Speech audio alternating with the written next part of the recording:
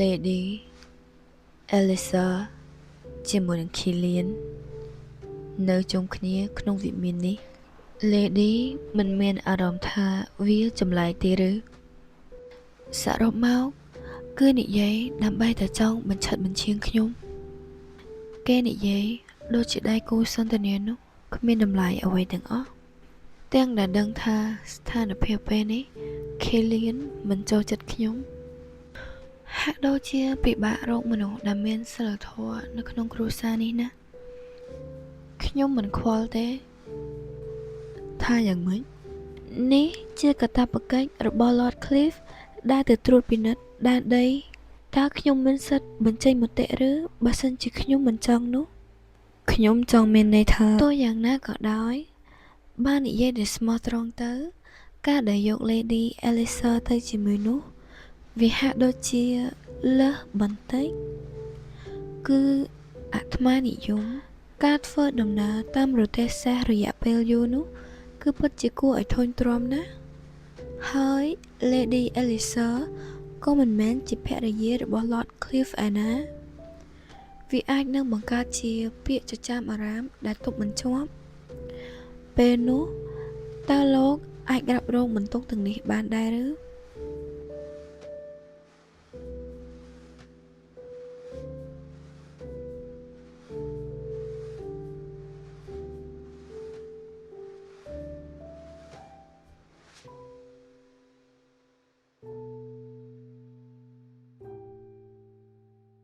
Cliff តើដល់ពេលដែលចិត្តទៅហើយឬអំបែងមិញខ្ញុំមើលច្រឡំទេដឹងបំភ្លេចចោលទៅពេលនេះនាងមិនមែនជាអ្នកដែលកំពុងមានចំនួនជាមួយខ្ញុំឯណាខ្ញុំគ្រាន់តែកំពុងគិតប៉ុណ្ណោះ Lady Elisa ពិតជាគិតបានវែងឆ្ងាយមែន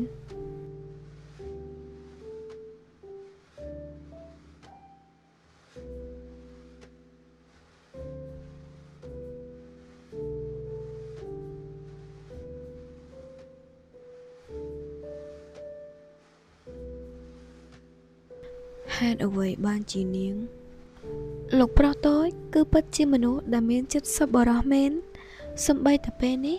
ក៏ខ្ញុំព្យាយាមធ្វើដូចជាលោកដែរ Killian ម្ដេចក៏មកឈរលើរានហាលតែម្នាក់ឯងកណ្ដាលយប់បែបនេះ Elisa តើមានរឿងអ្វីកើតឡើងឬមិនមានអ្វីទេខ្ញុំឮថាថ្ងៃនេះអ្នកម៉ាក់បានហៅអ្នកកាត់ដេរមកគាត់សប្បាយចិត្តណាស់ដែលទីបំផុតបានទិញរ៉ូបថ្មីឲ្យ Elisa ហើយតែ Killian បានទិញឲ្យខ្ញុំច្រើនហើយខ្ញុំពិតជាមានអារម្មណ៍សុំទោសណាស់ដែលគ្រប់ពេលខ្ញុំតែងតែជាបញ្ហាមានរឿងអ្វីដែលត្រូវសុំទោសអ្នកម៉ាក់តែងតែច្រណែនគ្រួសារដែលមានកូនស្រីពួកយើងគួរតែអរគុណនាង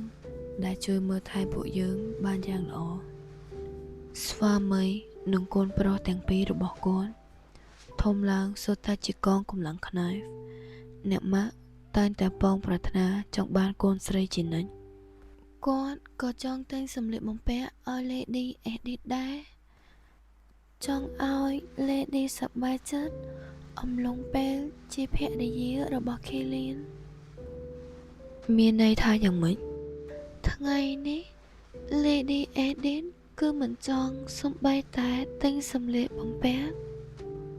មែនឬ Lady គ្រាន់តែយករ៉ូបដែលខ្លួនមានឲ្យជាងកែច្នៃនិងចំណាយពេលដើម្បីជួយរើសសម្លៀកបំពាក់របស់ខ្ញុំនិងអ្នកម៉ាក់ដើម្បីចំណាប់អារម្មណ៍មនុស្សស្រីដែលមិនដែលពាក់រ៉ូបមួយលើសពី2 ដងនោះគឺជា Edith Rickelhoff នាងគិតថាសម្លៀកបំពាក់ទាំងនោះមិនស័ក្តិសមនឹងឋានៈរបស់នាងតែ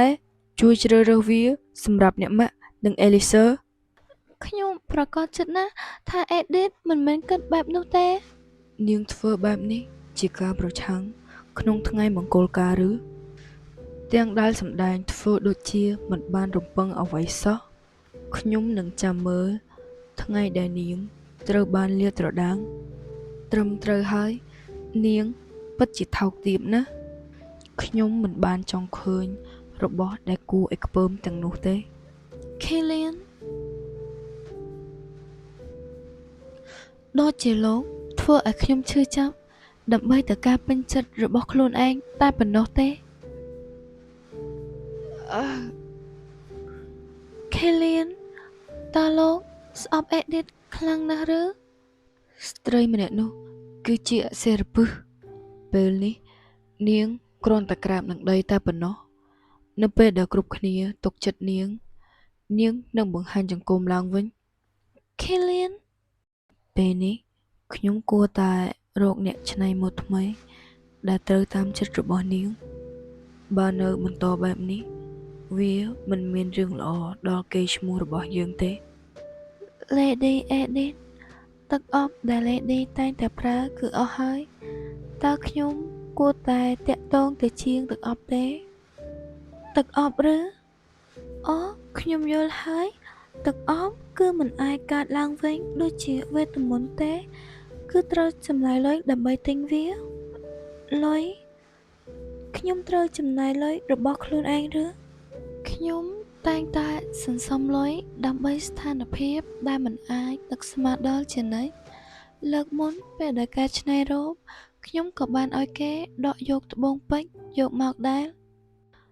បែបនេះអភិជនដូចជាអេដេនត្រូវចំណាយលុយដើម្បីគ្រឿងសម្អាងទាំងអស់នោះឬកាលពីជាតិមុនខ្ញុំតែងតែខិតខំរកលុយដោយមិនដឹងពីរបៀបប្រើប្រាស់វាទាល់តែសោះការដែលលួចប្រើគ្រឿងសម្អាងចាស់ៗនៅក្នុងបន្ទប់ទឹកគឺជារឿងដែលល្អណាស់សម្រាប់ខ្ញុំប៉ុន្តែពេលនេះប្រហែលជាមិនបាច់ធ្វើបែបនោះទៀតទេដឹងពេលដែលខ្ញុំធ្វើបែបនោះព្រោះតែខ្ញុំខ្លាចគ្រប់គ្នានឹងដឹងថាខ្ញុំមិនទទួលបានក្តីស្រឡាញ់ប៉ុន្តែជាតិនេះខ្ញុំនឹងយកគ្រប់យ៉ាងដែលខ្ញុំសមនឹងទទួលសាឡបងក៏មិនអីទេដឹងហៅគេមកចាស់អ្នកស្រីថាយ៉ាងម៉េចនិយាយម្ដងទៀតទៅមើលនេះខ្ញុំស្ដាប់មិនច្រឡំទេមែនទេមុននេះបន្តិចនេះជាស្តង់ដារទឹកអប់ដ៏ល្អបំផុតដែលយើងធ្លាប់មានទឹកអប់ប្រភេទនេះគឺប្រើកុលាប Titania Rose ដែលវាមានក្លិនដិតខ្លាំងពេលដែលនៅទៅដល់ផ្កាកុលាបក្លិននេះគឺតែងតែលើកមកដំបូងគេបង្អស់ប៉ុន្តែវាមានក្លិនដិតពេកគឺមិនស័ក្តិសមសម្រាប់យុវវ័យទេខ្ញុំគិតថាអ្នកនាងគួរតែប្រើក្លិនទឹកអប់ដែលអ្នកនាងប្រើជាប្រចាំនោះរួមបញ្ចូលជាមួយនឹងក្លិននៃថានីជាមួយនឹង Test Out ប្រកបជាប្រណិតជាមិនខានទឹកអប់ប្រភេទនេះមានតម្លៃត្រឹមតែ2សែនសឺណេសប៉ុណ្ណោះបើលាយជាមួយនឹងក្លិនដែលខ្ញុំបានណែនាំនោះអ្នកនាងនឹងទទួលបានក្លិនដូចជាកុលាប Ashley តែមានក្លិនដិតជាងបន្តិចបរិមាណ100មីលីលីត្រងាប់ហើយទឹកអប់ត្រឹមតែ100មីលីលីត្រតែមានតម្លៃដល់ទៅ2សែនវ៉ុនអញ្ចឹងមិនបាច់ទេខ្ញុំនឹងប្រើក្លិនដើម Lady ហេតុអ្វីមិនសាកលាយក្លិន Natalia ជាមួយនឹង Ashley ទៅខ្ញុំដឹងថាអ្នកនាងកំពុងចង់ប្រើទឹកអប់ក្លិនដូចដើមប៉ុន្តែពេលនេះអ្នកនាងរៀបការហើយអ្នកនាងគួរតែផ្លាស់ប្ដូរវាបន្តិចទៅនោះក៏ជាជម្រើសដ៏ល្អដែរទឹកអប់នោះមានតម្លៃត្រឹមតែ130,000 សឺណេសប៉ុណ្ណោះអញ្ចឹងអាចចោលសល់ត្រឹមតែ120,000 សឺណេសបានទេសូមអភ័យទោសបែបនោះគឺខ្ញុំមិនទទួលបានការចំណេញទេអញ្ចឹង125,000យ៉ាងម៉េចដែរខ្ញុំមិនចង់ឲ្យមានពាក្យចចាមអារាមថាខ្ញុំចាយលុយច្រើននៅពេលដែលទៅតែរៀបការបែបនេះទេជាការដោះដូរខ្ញុំនឹងឧស្សាហ៍ហៅលោកមកទីនេះណាបែបនោះមិនអីទេខ្ញុំគិតថាលោកប្រុសទូចបានរកឃើញភរិយាដ៏ល្អហើយពេលនេះខ្ញុំក៏មិនអាចប្រកែកអ្វីបានដែរអញ្ចឹងខ្ញុំនឹងទទួលសំណើរបស់អ្នកនាងចុះអរគុណច្រើនណាស់ហើយមិនក៏របស់ទាំងនេះថ្លៃខ្លាំងម្ល៉េះ Lady ខ្ញុំនឹងយកសម្ភារៈទាំងនេះទៅរៀបចំទុកដាក់អរគុណច្រើនណាស់អេណាខ្ញុំគិតថាខ្ញុំបាត់បង់ការយល់ដឹងពីតម្លៃប្រាក់នៅក្នុងពិភពលោកនេះហើយប៉ុន្តែនៅក្នុងជាតិមុនខ្ញុំមិនបានសម្បីតែទិញរបស់ដែលខ្ញុំត្រូវការពិតប្រាកដមានលុយគឺអាចផ្លាស់ប្ដូរការរស់នៅរបស់មនុស្សបានប៉ុន្តែបែបនេះក៏ដោយខ្ញុំមិនអាចចេះតែចាយលុយដែលគ្មានការគិតទេតើវាមិនគួរឲ្យអាណិតទេឬរាល់ខែខ្ញុំតែងតែបាត់បង់លុយរបស់ខ្ញុំឲ្យទៅបងប្រុសដែលគ្មានបានការនោះឈប់គិតហើយពេលនេះគ្រាន់តែចំណាយលុយនិងពេលវេលាឲ្យមានក្តីសុខគឺគ្រប់គ្រាន់ហើយ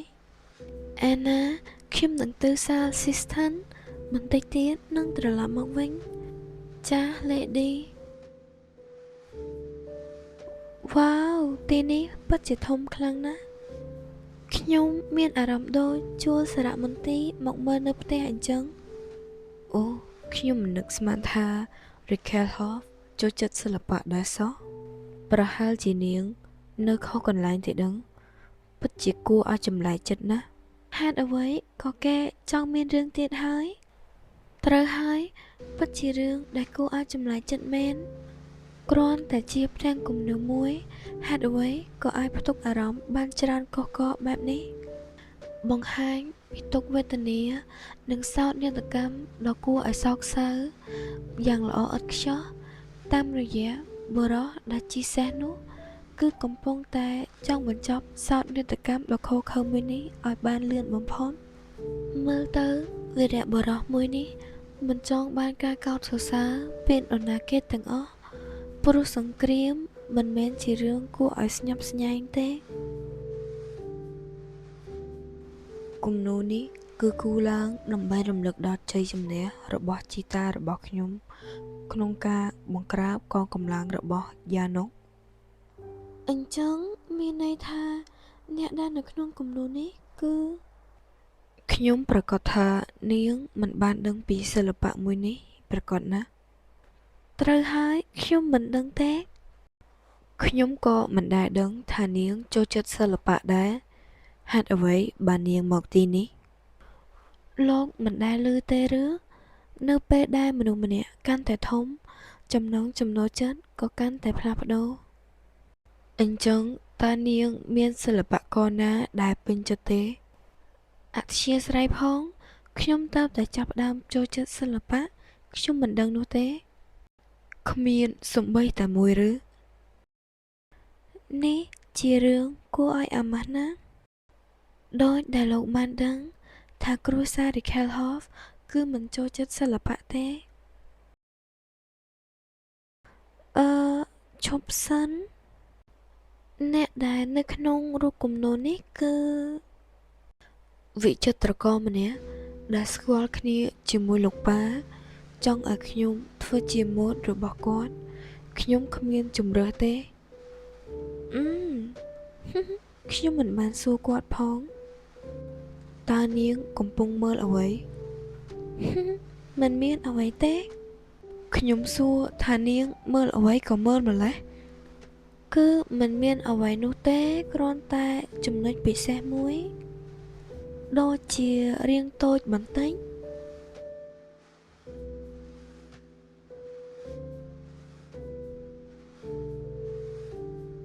រាងកាយនៅក្នុងគំនូរនោះមិនមែនជារបស់ខ្ញុំទេប្រកាសណា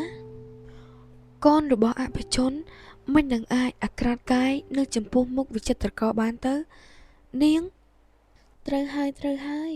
ខ្ញុំមិនបានជំទាស់ឯណានាងពិតជាមិនអាចសន្ទនារឿងសិល្បៈទូទៅជាមួយនឹងមនុស្សដូចជានាងបានទេគេពិតជាខ្ជូតណាស់ខ្ញុំមិននឹងអាចរស់ដោយមិនបានញាស់គេបានទៅ